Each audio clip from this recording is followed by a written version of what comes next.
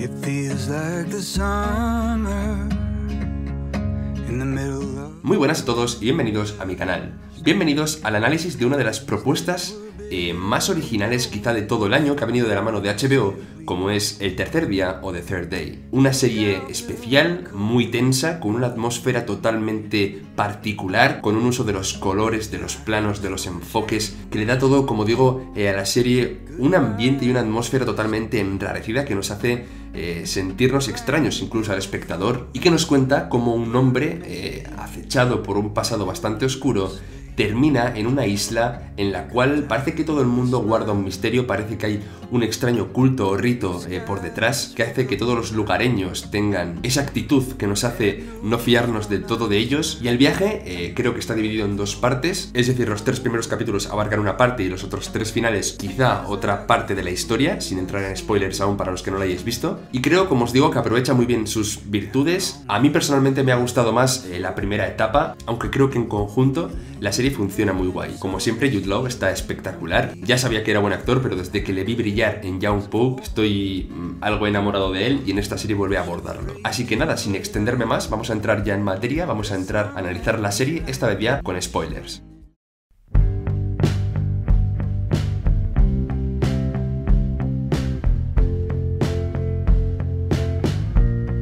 Creo que la sensación de todo el mundo al empezar a ver esta serie, sobre todo el primero, el segundo y el tercer capítulo, adentrándonos en esta locura que nos plantea, desde luego visualmente es una locura, creo que todo el mundo teníamos la sensación de estar viendo una serie que nos cambiaba de registro cinematográfico, al menos con respecto a lo que estábamos acostumbrados a ver. Tenemos unos planos muy cercanos de los protagonistas, muy íntimos en este caso, unos desenfoques que funcionan genial, que dejan el fondo desenfocado y un primer plano del personaje muy dramático. Tenemos, por ejemplo, también un uso de los colores muy raro. Hay partes de la pantalla que están desaturados, partes en blanco y negro, y luego en la otra parte tenemos un color, habitualmente al inicio de la serie unos verdes muy curiosos. Las escenas, como digo, tienen unos brillos verdes muy raros, incluso amarillos o púrpuras en cierto momento de la historia. Son herramientas cinematográficas que lo que quieren conseguir es darnos ese aire de rareza, de extrañeza, y a la par mostrarnos cómo el personaje de Sam, sobre todo al inicio, viene de ciertos problemas psiquiátricos, y de esta forma adentrarnos en lo que puede ser para él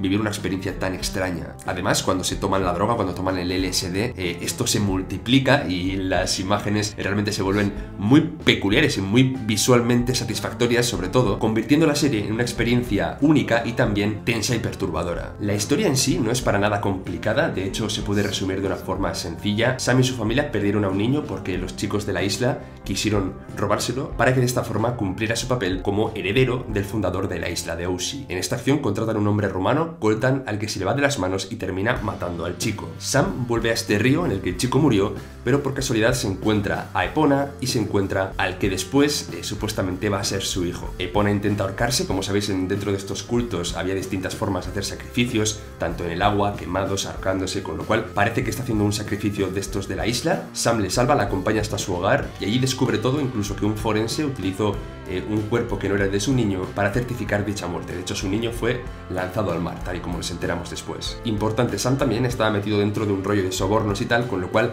una gran cantidad de dinero le ha acompañado hasta ese lugar. Allí conoce a Jess, la deja embarazada, y después, al conocer que su hijo está vivo supuestamente y que él es el heredero de la isla, y que incluso Jess forma parte del cotarro, o al menos quizá no al inicio, pero sí después, acaba aceptando ese papel de padre de la comunidad. Después su familia llega allí, en principio buscando dinero, aunque tenemos todo ese tema del engaño, diciéndoles a las hijas que es por su cumpleaños y tal, pero en realidad lo que hacen es buscar un dinero porque Sam arruina a su familia. Descubrimos que Jess está embarazada y que tiene una hija de Sam. Ellie, la hija mayor de Sam, también parece que se acerca mucho al culto de la isla. El hijo de Sam, realmente Nathan, parece que no es él, aunque esto lo comentaré más adelante. Y el final es ese enfrentamiento entre los que siguen a Jess y los que siguen al padre que estaba en ese momento, como era Sam. En ese enfrentamiento, finalmente Cass, la exmujer, digamos, de Sam, termina escapándose con sus hijas. Ese es el planteamiento de la serie, o sea, no tiene más, realmente es una historia sencilla, pero está contada de una forma muy especial. En todos los episodios, quizá a excepción del último, que ahí ya están todas las cartas sobre la mesa, la narrativa es confusa. y tenemos que ir desgranando los elementos de la historia que después vamos poniendo en su sitio para enterarnos de qué es lo que ha pasado. Esa narrativa mezclada con la atmósfera para mí ha funcionado muy bien, porque tenías, como digo, la sensación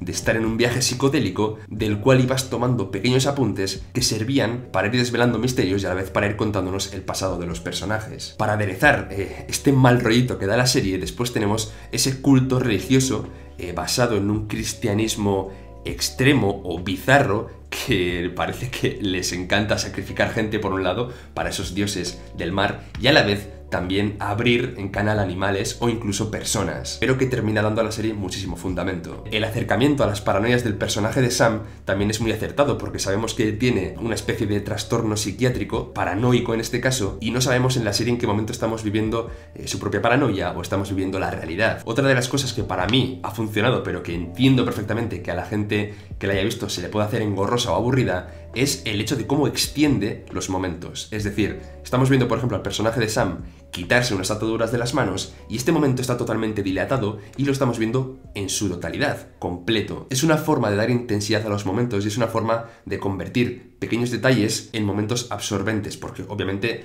la cámara, tal y como os he dicho, acompaña de forma muy particular estos instantes. El sacrificio de Epona en el episodio 3 me dejó realmente descolocado, se me pareció durísimo hasta qué punto podía llegar la fe de esa gente en lo que la isla pasa y cómo todos hablan de ella, de Ushi, como si fuese un personaje más, como si tuviera vida. De hecho dicen de ella que es el alma del mundo y que todo lo que ocurre allí tiene su repercusión en el resto del planeta. Lo guay de la historia es que tampoco sabemos si todo esto es verdad o no, es decir, vemos las creencias de las personas, vemos cómo están cegadas incluso por toda esta mitología que envuelve la isla, pero en ningún momento tenemos la certeza de si es verdad o es mentira. La única pista que realmente puede aclarar esto tiene que ver con el hijo de Sam. Al final de la primera etapa de esos primeros 3 capítulos, vemos cómo Sam se reúne con un niño. Después de esto conocemos que el resto de la familia de Sam son negros y aquí ya empezamos a dudar del niño que hemos visto. ¿Lo tuvo con otra mujer o cómo es posible que su piel no sea del color de las 2 hermanas? Que por cierto, ambas actrices lo hacen muy bien. Cuando nos enteramos por parte de Cass que ese no es realmente su hijo, o al menos físicamente, ya empezamos a pensar que a Sam se le dio totalmente la cabeza, porque es que encima está convencido de que aunque físicamente no lo sea, por dentro sigue siendo Nathan. Y esta idea de que está totalmente zumbado llega hasta el momento en la iglesia, cuando ya se están despidiendo Cass y Sam, y el que se supone que no es Nathan, en este momento le dice a su madre algo que supuestamente solo ellos dos sabrían, que es el hecho de que no le guarde rencor cuando su madre le dijo que ojalá no hubiera nacido. Entonces aquí ya a mí me explotó la cabeza, porque todo lo que se nos ha contado de la isla, absolutamente cualquier cosa de la cual no hemos visto una prueba de que sea falso, puede ser real. Ese no es el cuerpo de Nathan, pero Nathan quizá esté de alguna forma allí con él. La trascendencia de Ushi con respecto al mundo ya queda en entredicho. ¿Es o no es el alma del mundo? ¿Es o no es un lugar diferente? Aunque tiene muchísimos tintes de secta, por ejemplo cuando intentan convencer a Ellie, sabiendo que Ellie no encaja en este momento en su vida común, le empiezan a dar una serie de argumentos para que termine creyendo lo que creen ellos. Aquí vas a encajar, aquí te entendemos, aquí te queremos, ¿quién importa lo que hayas hecho en tu pasado con la piedra, atacando a tu amiga? O aquí no eres quizá la hermana de un chico desaparecido, todo empieza de cero, es una forma también de comerle la cabeza. Y luego el personaje de Jess, por ejemplo, que empieza siendo un personaje muy ameno, termina oscureciéndose totalmente y siendo quizá esa antagonista con respecto a Sam, aunque Sam en ese punto de la historia ya no lo considero ni protagonista ni nada, pero quizá la amada en ese punto, entre comillas, sí que fuera Jess. Me encantó como escena suelta al final del 4º episodio, porque vemos cómo Cass y su familia vagan por la isla viendo cosas cada vez más tétricas y yo pensando, pero iros de aquí por favor, si estáis viendo que es todo totalmente extraño, ¿por qué Cass mantenía esa intención de seguir en la isla? Y la respuesta viene al final del capítulo y es la revelación de que son la familia de Sam, un capítulo en el que estás un poco perdido, pero que ese final te hace decir, vale, ya voy atando todos los cabos. La interrelación de los personajes también es guay, es decir, que Sam se haya liado con Jess y tengan una hija, que Sam esté también con Cass y que sea Cass quien ayuda a dar a luz a Jess. Hay ahí como una especie de entramado de esto que dices, demasiadas casualidades que alimentan esa sensación de lugar místico. A la vez, la historia también tiene su parte de drama humano, como es esa vivencia del duelo por parte de Sam y por parte de Cass. Digamos que Sam no se quiere desprender de todo y se aferra a la idea de que su hijo siga con vida hasta el punto que es capaz de verlo en alguien que supuestamente no es su hijo. Ese es un poco el planteamiento, a pesar de que luego ya os digo que con Nathan